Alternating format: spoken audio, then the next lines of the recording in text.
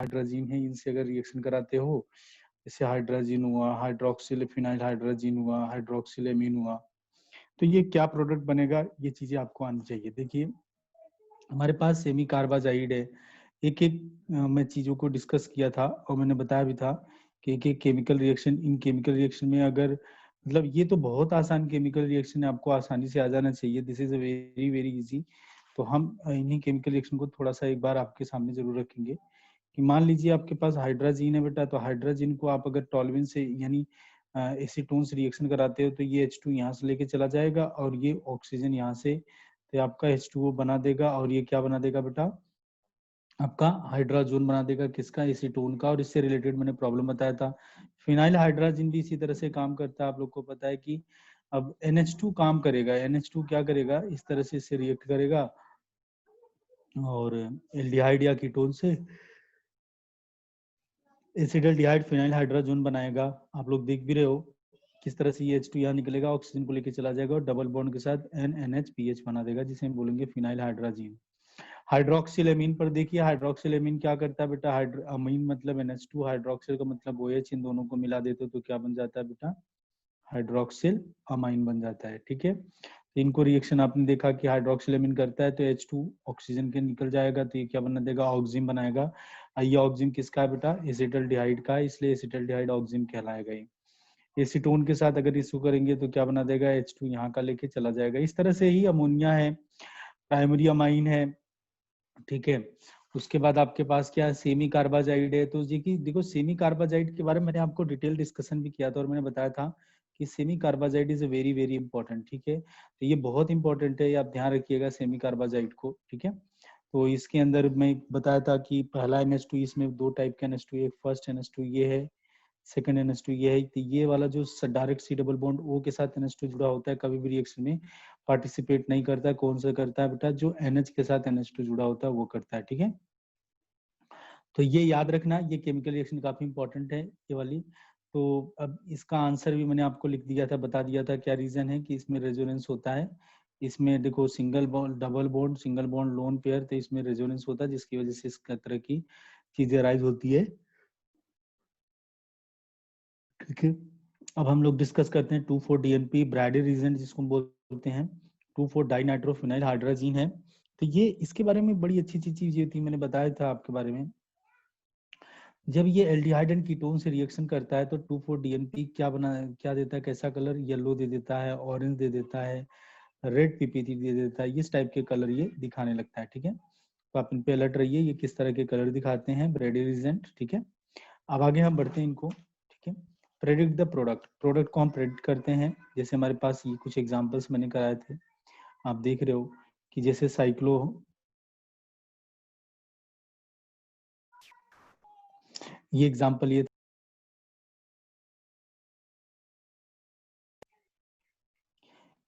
था cyclohexanone, cyclopentanone. तो इस पे अगर हम हाइड्रोक्सिलामीन का रिएक्शन कराते हैं तो क्या बन जाएगा, साइक्लोपेंटेनॉन ऑक्सीजन बन जाएगा। ठीक है, तो इसी तरह से हमने बहुत सारे केमिकल रिएक्शन किसी टाइप के कैसे क्वेश्चन पूछे जाते हैं, right the formula of following compound. जैसे साइक्लोहेक्सेनॉन 2,4-DNP अगर बोल दिया था तो इसका मतलब साइक्लोहेक्सेनॉन बनाओ, 2,4-DNP से इसका रिएक्शन कराओ, तो आपके पास जो बनेगा वो क्या बनेगा, साइक्लोहेक्सेनॉन 2,4-DNP बन जाएगा। ठीक है, ऐसे ही पूछे जाएंगे तो आप इनको बता सकते हो आसानी से। ठीक है, तो ये बहुत ज्यादा टफ नहीं है, बहुत आसान है। इनके ऊपर थोड़ा सा आपको बार बार रिवीजन करना पड़ेगा, इसलिए मैं डेली पेजेस भी भेजता हूँ कि आप वीडियो अगर देखोगे तो पेजेस के साथ भी आप मैच कराते रहोगे तो आपको आसानी से चीजें समझ में आएंगी। इसके बावजूद भी अगर आपको दिक्कत आ रही है आप मुझे कॉल कर लो, ठीक है सर मुझे ये पॉइंट नहीं समझ में आया, तो मैं आपको वहां पर भी क्लियर कर दूंगा। मैं ये चीजें बार बार बोलता हूँ, ये ऑर्गेनिक है बेटा, सबसे इस पूरे ऑर्गेनिक के चैप्टर में यही एक ऐसा चैप्टर है, एल्डिहाइड कीटोन एंड कार्बोनिल, जो सबसे ज्यादा स्कोरिंग करने वाला है। ठीक है, इसलिए आप इसे जरूर दिमाग के अंदर रखिए। ठीक है, नेक्स्ट है oxidation of aldehyde and ketone, इनका ऑक्सीडेशन देखते हैं।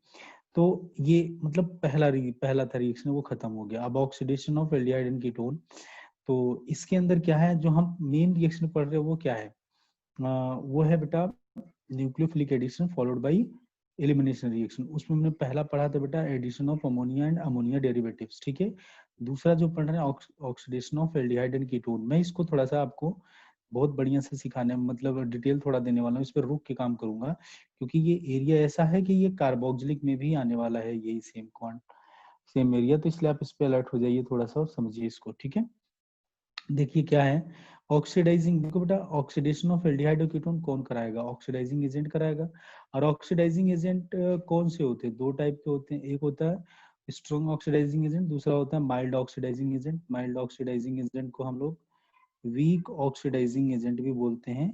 तो ये बहुत कम बोला जाता है, ज्यादातर माइल्ड ही बोला जाता है, ठीक है।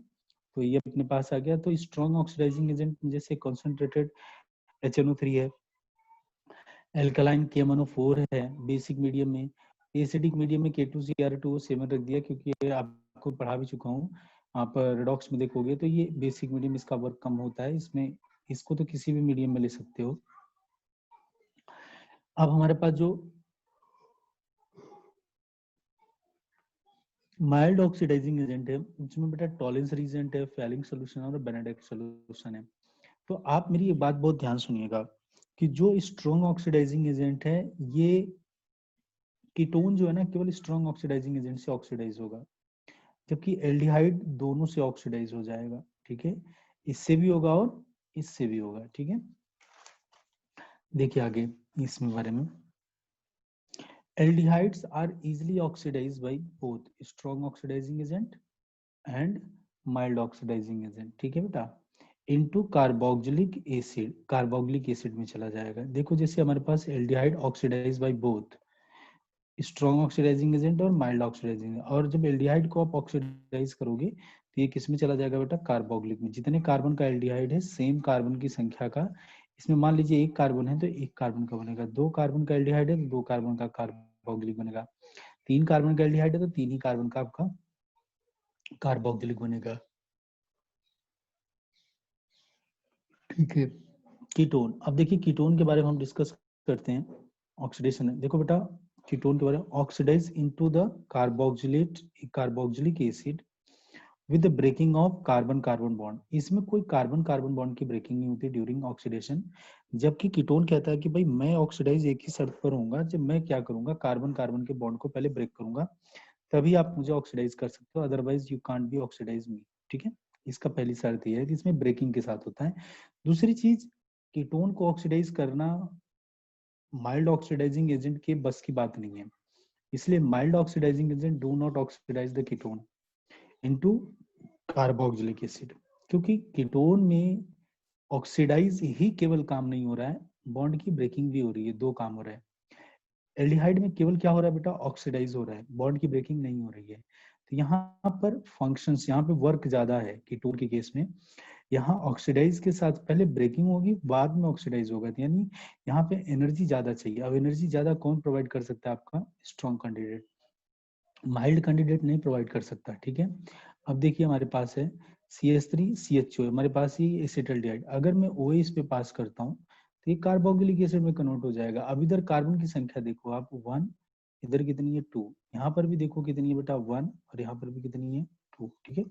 तो कार्बन की संख्या दोनों जगह क्या है बेटा, सेम है, ठीक है। अब यहाँ पे देखते हैं हम लोग, हमारे पास है ये कि ये देखिए अब हम ओनली कीटोन ऑक्सीडेशन, देखिए यहाँ पे हम देखते हैं ओनली कीटोन,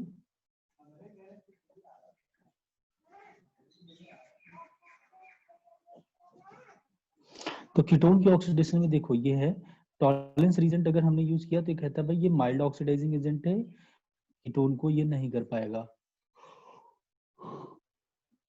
ऑक्सीडाइज, ठीक है। जबकि अगर हम एसिडिफाइड K2Cr2O7 या एल्कलाइन KMnO4 पास करते हैं और हीट करते हैं तो ये क्या करेगा, दो तरह से बॉन्ड को ब्रेक करता है, या तो 1 और 2 के बीच के बॉन्ड को ब्रेक करके क्या बना सकता है आपका, देखो 1 और 2 के बीच के बॉन्ड करके एक कार्बन इधर हुआ तो इसे बोलेंगे क्या बेटा, फॉर्मिक एसिड, इधर कितना कार्बन हुआ 3, इसे बोलेंगे क्या बेटा, प्रोपियोनिक एसिड, मैं कॉमन नेम बोल रहा हूँ।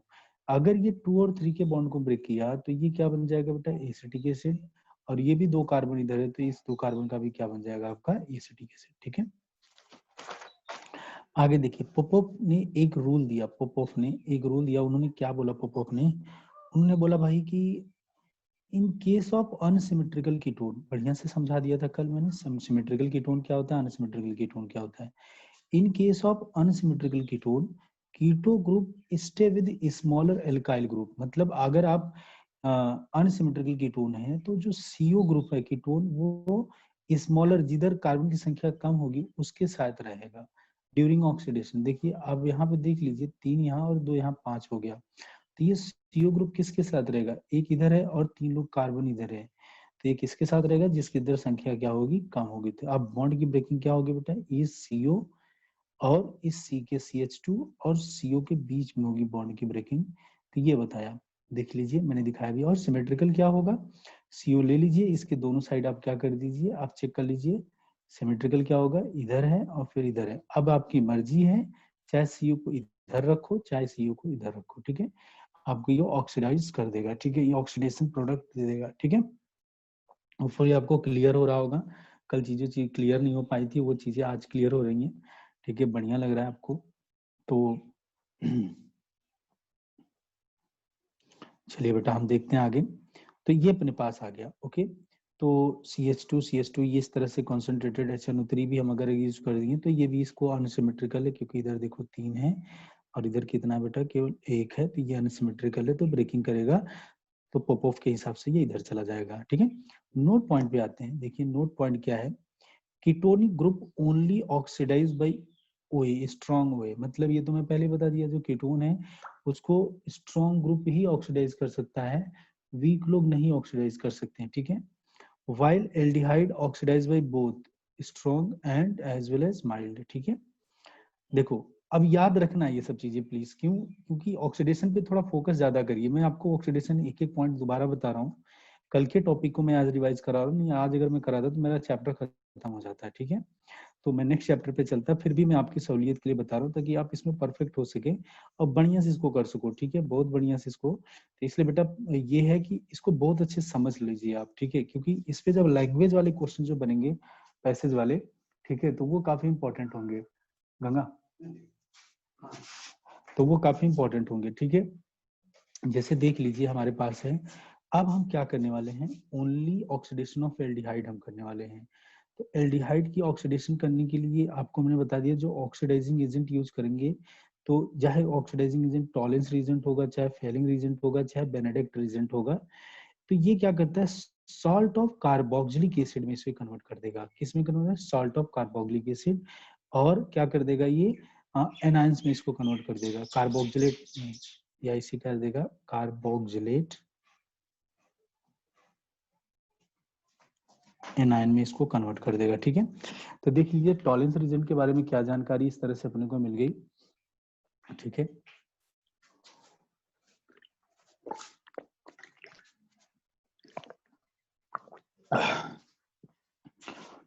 ठीक है, आप इसको समझते रहिए और करते रहिए। एक मिनट, तो हो गया आपके पास टॉलेंस रीजन, ठीक है। हम पहला जो डिस्कशन कर रहे हैं वो है टॉलेंस रीजन। टॉलेंस रीजन को लेकर डिस्कशन कर रहे हैं, तो टॉलेंस रीजन है क्या बेटा, देखिए Tollens reagent is an ammoniacal solution of silver nitrate, ठीक है। अमोनिकल मतलब होता है sodium ammonium hydroxide, silver nitrate के साथ जब आप इसका रिएक्शन कराते हो तो सिल्वर Ag, ये स्क्वायर ब्रैकेट के अंदर है बेटा, ये ध्यान रखिएगा आप लोग, ये ट्वाइस है, तो ये स्क्वायर ब्रैकेट यानी कॉम्प्लेक्स एनायन है, ठीक है। तो AgNH3 ट्वाइस प्लस उसके बाद क्या बनता है बेटा, OH माइनस बनता है, ठीक है। तो इसको एल्कली के अंदर लेके चलते हैं, इसे हम बोलते हैं टॉलेंस रीजन, ठीक है। आप देखो होता क्या है टॉलेंस रीजन को ले, देखिए when an aldehyde is heated when an aldehyde is heated with the tolerance reagent, a bright silver mirror is produced. Due to the formation of silver metal, aldehyde are oxidized to corresponding carboxylate ion. This reaction occurs in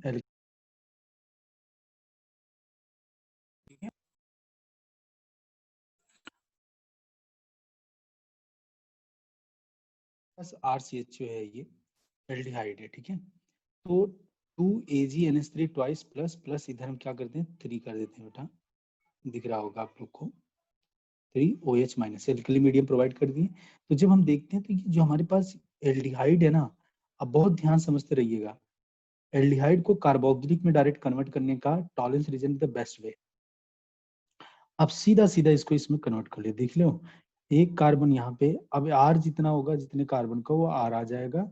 अब ये carbon तुम्हारा किस में आ गया, direct इसमें आ गया, ठीक है, प्लस 4NH3 प्लस 2H2O, फिर क्या हो जाएगा 2Hg, सिल्वर मिरर इमेज बन जाएगी, सिल्वर मिरर। अब हमारे पास मान लीजिए RCHO मेरे पास एलिफैटिक एल्डिहाइड है, ठीक है। अब ये एलिफैटिक एल्डिहाइड है, मैं इसका रिएक्शन फर्दर टॉलरेंस रीजन के साथ करता हूँ, तो कितने कार्बन है बेटा, 2 कार्बन, तो 2 कार्बन का अपने पास क्या बन जाएगा, एसीटेट आयन, फिर 4NH3 बन जाएगा, फिर सिल्वर बनेगा, फिर H2O बन जाएगा, ठीक है। तो सिल्वर मिरर आपके सामने बनके तैयार हो जाएगा, ठीक है बेटा। ओके, तो ये एक बहुत बढ़िया है, और सिल्वर मिरर जैसे ही बनेगा हम कह देंगे कि जो आपने ये केमिकल लिया है वो एलिफैटिक एल्डिहाइड है, ठीक है। यानी एल्डिहाइड है, ये जज नहीं करता कि एलिफैटिक है या एरोमेटिक है। चलिए मैंने एरोमेटिक एल्डिहाइड के बारे में बात कर लेता हूँ। हमारे पास बेंजल्डिहाइड है जो कि एरोमेटिक एल्डिहाइड है। अगर मैं इसको टीआर के साथ यानी टॉलरेंस रीजन के साथ हीट करता हूँ तो जितना कार्बन ये है आर एच आ जाएगा, और जो CHO वाला है यही किस में कन्वर्ट हो जाएगा, आपका कार्बोक्सिलेट आयन में, और फिर सिल्वर बनेगा 4NH3 प्लस H2O। ये चीजें तो फिक्स हो गई, सबको पता चल गया। यानी इससे जानकारी क्या मिलती है, जबकि ये एरोमेटिक एल्डिहाइड है तो टॉलरेंस रीजेंट क्या जानकारी देता है, टॉलरेंस रीजेंट कहता है Tollens reagent reacts with aliphatic as well as aromatic aldehyde. Aliphatic aldehyde के साथ भी रिएक्शन करता है और साथ साथ ही क्या करता है, एरोमेटिक एल्डिहाइड के साथ भी रिएक्शन करता है। फेलिंग टेस्ट, अब फेलिंग टेस्ट भी बोले चाहे फेलिंग रीजेंट भी बोले, दोनों मतलब एक ही है। देखो Fehling reagent is a mixture of two solution, Fehling A और फेलिंग बी, ठीक है। फेलिंग ए क्या है बेटा, एक्वस कॉपर सल्फेट जो है उसे क्या बोलते हैं, फेलिंग ए। फेलिंग बी क्या होता है बेटा, alkaline sodium potassium salt of tartrate, इसे बोलते हैं फेलिंग बी। और देखो क्या होता है, व्हेन एल्डी, जब बेटा एल्डिहाइड को क्या करते हैं, फेलिंग सोल्यूशन के साथ रिएक्ट कराते हैं तो ये सीधा सीधा क्या करता है, रेडिश ब्राउन पीपीटी बनाता है, जिससे ये पता चल जाता है कि गिवन केमिकल जो है आपका एलिफैटिक एल्डिहाइड है। Next, Cu2 plus plus 5OH minus, ये भी अल्कलाइन मीडियम में कराया जाता है। तो ये क्या, जितना कार्बन उसको डायरेक्ट एलिफैटिक में यानी कार्बोक्सिलेट आयन में कन्वर्ट कर देता है। तो आपको समझ में आ रहा होगा कार्बोक्सिलेट आयन को लेके, ठीक है। आगे देखिए नेक्स्ट, कार्बोक्सिलेट आयन में इसको कन्वर्ट करना है, Cu2O का एक क्या प्लस H2O 3H2O ये बनता है, ये रेडिश ब्राउन बना देता है, ठीक है। अब हमारे पास क्या है, हम एक एक चीजें मैं 1 बाय 1 आपको कराता रहूंगा और सिखाता भी रहूंगा, इसलिए आप इससे बिल्कुल ना घबराएं और बहुत आसानी से सारी चीजें हो भी जाएंगी, ठीक है। देखिए हमारे पास एसिटल्डिहाइड है, फेलिक रीजेंट पास करेंगे, एसिटिक ये बन जाएगा। अब क्वेश्चन आता है इसके बाद अगर हम H plus followed by H2O पास कर दें इसके बाद, तो जो H प्लस है वो सीधा सीधा इसको मिल जाएगा, तो ये क्या सीधा सीधा बन जाएगा आपका एसिटिक एसिड बन जाएगा, ठीक है। तो एसिटल्डिहाइड को डायरेक्ट एसिटिक एसिड में कन्वर्ट करने का ये तरीका है, ठीक है, और ये रेडिश ब्राउन पीपीटी बना देगा। अगर हम आते हैं, ये तो रहा एलिफैटिक का केस, अगर हम एरोमेटिक एल्डिहाइड लेके आते हैं और इस पे हम क्या करते हैं, पास करते हैं फेलिंग रीजन, ये कहता है जी हम रिएक्शन ही नहीं करेंगे। क्वेश्चन आता है वाई, तो कहता है कि मैं इतना स्ट्रॉन्ग ऑक्सीडाइजिंग एजेंट हूँ ही नहीं कि मैं एरोमेटिक वाले को ऑक्सीडाइज कर सकूं। तो इस कंडीशन पे देखिए आपको दो चीजें मिल रही हैं, क्या, पहला note point, it do not gives the test of aromatic aldehyde, यानी याद रखिए अगर फेलिंग टेस्ट अगर हो रहा है तो पक्का वो एलिफैटिक एल्डिहाइड है, लेकिन अगर टॉलरेंस है तो वो हमेशा क्या होगा आपका, एरोमेटिक एल्डिहाइड भी हो सकता है, एलिफैटिक एल्डिहाइड भी हो सकता है। दूसरा है बेटा sodium potassium salt of tartrate को हम रॉसेल सॉल्ट भी बोलते हैं।